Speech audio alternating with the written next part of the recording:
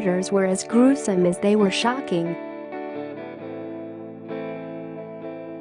The bodies of 40-year-old California businessman Joseph McStay, his 43-year-old wife, Summer, and sons Gianni, 4, and Joseph Jr., 3, were found in November 2013 in a shallow grave by a motorcyclist who had stumbled across a skull in the Mojave Desert, north of Victorville.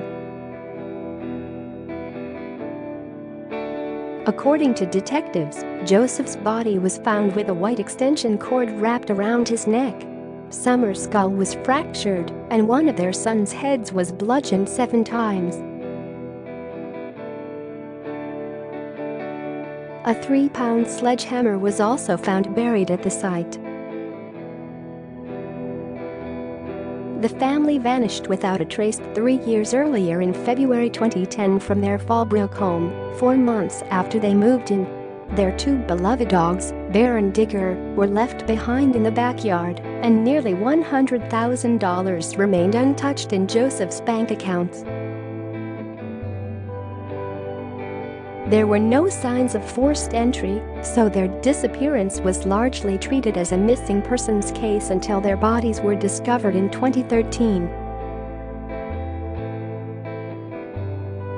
In 2014, a year after their remains were uncovered, prosecutors filed murder charges against Charles Chase Merritt, alleging that Joseph's one-time business associate was in debt and had a gambling problem when he killed their family of 4 for financial gain.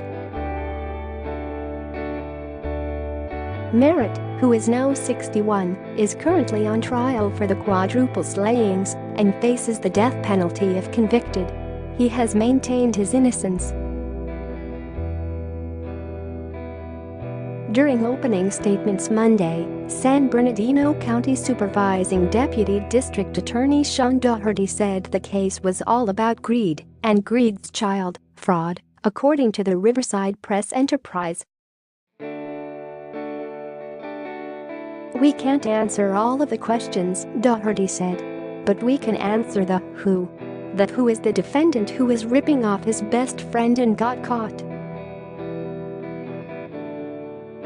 Doherty alleged that Merritt forged $21,000 from his partner's online bookkeeping account business after the murders and then attempted to cover his tracks. Merritt desperately tried to cover his tracks after the murders, Doherty told jurors, according to the Associated Press. In addition, prosecutors said they traced Merritt's cell phone to the shallow desert graves and found Merritt's DNA on the steering wheel and gearshift of McStay's SUV, which was found near the Mexican border after the family disappeared, the AP reported. Prosecutors also said that during police interviews days after the family disappeared, Merritt referred to the McStays in the past tense, the San Diego Union-Tribune reported. On Monday, Merritt's defense attorney said Merritt wouldn't have killed McStay because his livelihood depended on him.